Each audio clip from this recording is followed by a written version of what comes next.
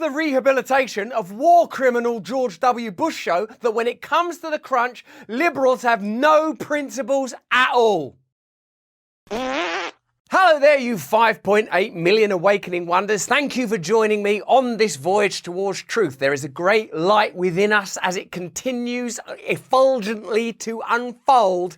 We welcome these new kingdoms of connection that we create between us. That's what I do. If you ain't subscribed yet, why don't you subscribe now? Subscribe right away. Turn on the notification bell so that you're informed every time we make one of these videos in case the algorithm is our enemy, a sort of digital serpent preventing you from becoming awakened. Today we want to talk to you about the establishment's tendency to reintroduce old villains as new heroes, whether it's Democrats crossing the floor to shake hands with Dick Cheney, who I feel like profited from the death of children, or George W. Bush being presented as some lovely cuddly old uncle. Now, I've got no problem with that. It's just I remember at the time, the whole Democrat Party establishment referred to George W. Bush as some sort of cowboy, buckaroo, dimwit, half-arsed twerp.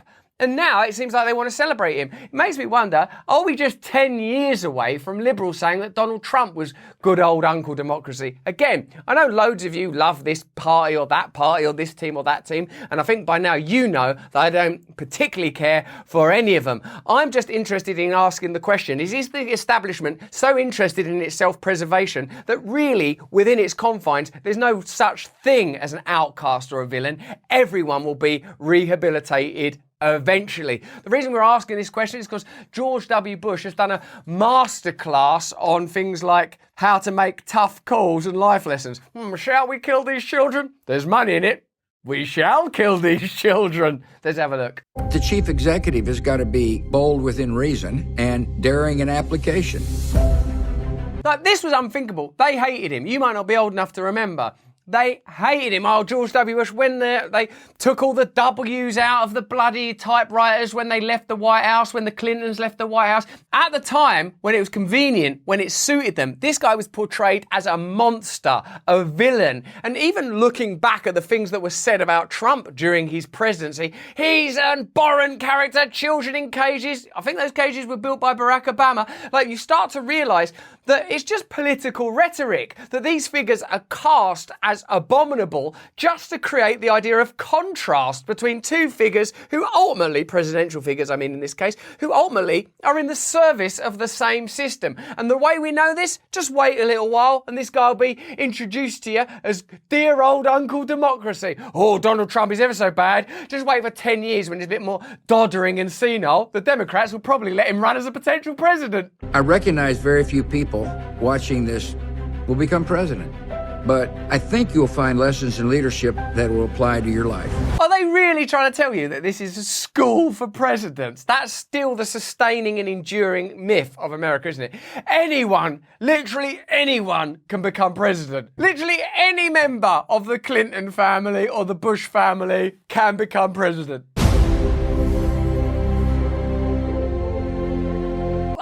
Learn from these people. Look, they're all being lined up now like it's a movie poster. As president, sometimes I had information that the American people didn't know. Maybe I can make more money if we do kill these Iraqi kids. And therefore had to make decisions what was best for the country on knowledge that wasn't evident. It's difficult to know there whether he's talking about highly esoteric, concealed information only accessible to top officials, or lies like there are no weapons of mass destruction, we're going to bomb Iraq anyway. That's just the nature of leadership. So long as you're guided by principle. Look, it's tying it to the mythic figures of George Washington and Abraham Lincoln. As a person that don't know much about American history, I only recently learned that Lincoln was a Republican, that the Democrat Party were the pro-slavery party. I'm just learning all of this stuff now. I'm astonished at the way that all the protagonists can alter, the way that the narratives can alter, and really that the function of these centralizing systems is the preservation of power, the protection of commercial and financial relationships, and the distraction of ordinary people. It's probably always been a bit like this, but as the power of technology is enhanced and increases, the ability to bewilder and distract people increases with it. And so long as you're guided by a cause greater than self, Like money. you can endure criticism because it's going to come. Yeah, it will come, but then it will go again, and you'll get your own internet series, Hagiography, where you're presented as some lovely, cuddly old uncle. One of the things I missed after the presidency was this daily learning, and thankfully painting came into my life. It's a learning experience because with every paint stroke... That looks like something children do, doesn't it? I think I've seen my children actually do that. Right, put some paint on that one, put some paint on that one. Happy Mother's Day. You learn something new. All right, I'm going to do another flower. What's going on? Is this real? Is this really being presented as an education tool for the next generation of leaders? What this shows me is that the fields of entertainment and politics have become so fused because there are no legitimate principles at the core. Ultimately, it's rhetorical. It's recognised that this is just an exercise in distraction. It has no legitimate meaning. I'm not saying that nothing happens, that people aren't passing bills and signing legislature and running foundations and doing deals. I recognise all these things are happening. I'm just saying that the principles that are being espoused, the ideas that we're being sold, are not legitimate. It's important to have a set of priorities that guide you. And your team, your company, your managers have got to understand those priorities. Here's some other information on George W. Bush that might help you to assess his presidency and what this tells you about the establishment and the way that these figures are celebrated. Bush and his underlings sold a campaign of outright lies to the public in order to embroil the United States in a totally unnecessary war that killed between 150,000 and 1 million Iraqis and destabilized an entire region. He instituted a worldwide torture regime that continues to be a stain on the United States' global image and which ensnared numerous innocent people. He instituted a vast, secret and illegal surveillance apparatus, most of which survives to this day.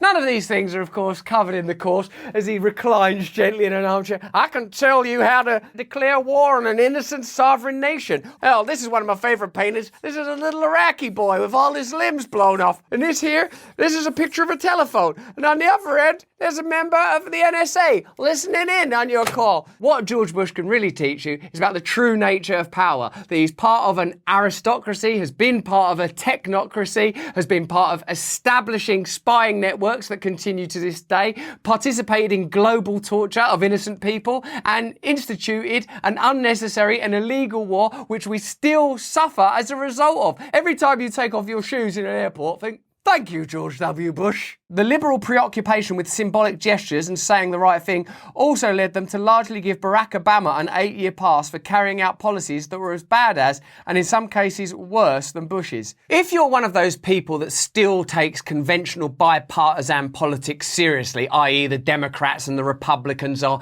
meaningfully different and your affiliation with one of those parties is going to have some sort of meaningful impact on the outcome of democratic process, or if we really support George Bush, if we really support Obama, if we really support Clinton or Trump, it's going to really change the lives of ordinary Americans, then when you see a picture like Bush and Obama palling up to one another, you think, this doesn't make sense. I thought these people loathed one another. I thought they were fierce opponents. But actually, when you hear about the policies, the continuum of power, the continuity of policy that doesn't alter meaningfully regardless of the administration, then suddenly these photos make sense. It is one establishment, as Chomsky explained. Lively debate within narrow parameters distracts us from all the things we're not discussing. None of us are talking about the decentralization of power. None of us are discussing meaningful control over our own communities, the right to live however we want to, the right to pursue leisure, things that are enshrined in your constitution if you're an American and are understood by us from our Methodist traditions or our Magna Carta understanding if we're British. Wherever people are in the world, we understand that we want to have a decent relationship with ourselves, a relationship with a high principle, relationship with society and family, all these things we intuitively understand. Somehow we found ourselves utterly kowtowed by systems that see us as units of power, units of commerce, commodified and commodifying little entities with no autonomy in our own lives. How does this come about? By presenting us with a politics that's sort of a charade, that's sort of a facade, that presents characters that are vilified or deified during their moment in the sun, and then ultimately ultimately re-embraced once they've played their little part, once they've left the stage. Once the show's over, they can all dab each other down with towels and have a little martini together. In a sense, these systems require participants that can, of course, sustain and legitimise the systems themselves. In Britain, we have a monarchy, and the function of the monarchy is for them to appear special enough that we accept having this family that get all of this tax money and are themselves exempted from tax, but that are normal enough for us to feel connected to them. Look, they're just like us. They're a family. They've got babies. Here's a photo of them getting married. After a while, though, you start to question the validity of the system that they are totems of. If they're really special, why do we want a really special family? If they're just like us, why are we paying for them? If George Bush is just a normal old guy that does paintings, then how the fuck did he participate in the murder of all these children? Why did he institute a torture regime? And if those things are really, really bad, why is he being rehabilitated now? And if you can rehabilitate them, why is it so vitriolic when they're in office, when they're in the limelight? The answer to these questions don't make sense, because essentially what they do is reveal that the whole thing is a kind of marionette show where the figures that are pushed forth onto the stage don't really represent any meaningful change. The differences have to be accentuated to give you the idea that you're choosing something meaningful, when really all you're doing is pressing a button that's not plugged in. You're like a child sat in the backseat of a car with a stick-on steering wheel while the vehicle is driven by mummy and daddy. Bush's connection of 9/11 to Iraq was perhaps the deadliest conspiracy theory,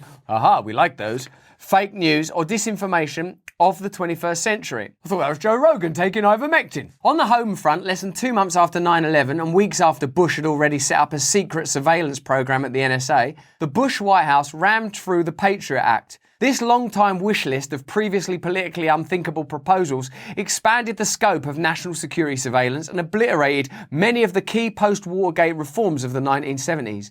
The FBI and Department of Justice criminalised and hounded supporters of Palestinian rights in the name of the war on terror, while Bush helped to censor information about the Saudis' role in the 9/11 attacks. The Saudis were, of course, long-time business partners of the Bush family. What the rehabilitation of Bush shows us is that once the necessity for a certain narrative expires, the truth can be revealed. Bush is one of us. The Bush family and the Saudi royal family had relationships with one another. Think of how explosive that information was at the time that the Twin Towers went down, at the time of the Iraq War, at the time of ongoing relationships with Saudi Arabia. So let's think about now. What do you think we're going to learn about Hunter Biden in the future? What do you think you're going to learn about Joe Biden's relationships in China and Ukraine in the future, in 10 years' time, when Joe Biden might still be president, but he's dead? He can't be any worse, can he? To me, the most important priorities were my faith in my family and my friends. That may sound corny to some, but it helps you reorganize the rest of your life. Welcome, darling. Thanks, great. Glad to be here. Well, just bringing out your wife now. What is this, Regis and Kelly? I'm going to just teach you how to make all-American pancakes, and I'm going to show you how to blow up an oil field and kill children. When I was speaking to audiences, I didn't want them to think I was smarter than they were. Well, job done. I remember right after 9/11 in the Oval Office talking about praying for families that had suffered loss. I broke down in tears. If your heart is touched, let people know that your heart is touched. But this isn't actually valuable information, is it? This isn't like, oh yeah, right, if my heart is touched, let people... It's not going to help you be president, is it? This is not important information. This is further ornamentation of a decaying system. You know what needs to be done. Radical change has to be undertaken. A huge critical redress of our financial systems, of our media systems, of our corporate systems, of the ongoing progressive march to globalism. We're increasingly seeing unelected centralised bodies, WEF, WHO, IMF, they are beyond the reach of democracy, and figures like George Bush, Barack Obama, and I would even argue Donald Trump, are merely marionettes that temporarily occupy the stage, only to be brought on for an encore 10 years down the line where we forget about all the dead children. Not everybody is going to be a leader, but everybody can end up being a better person.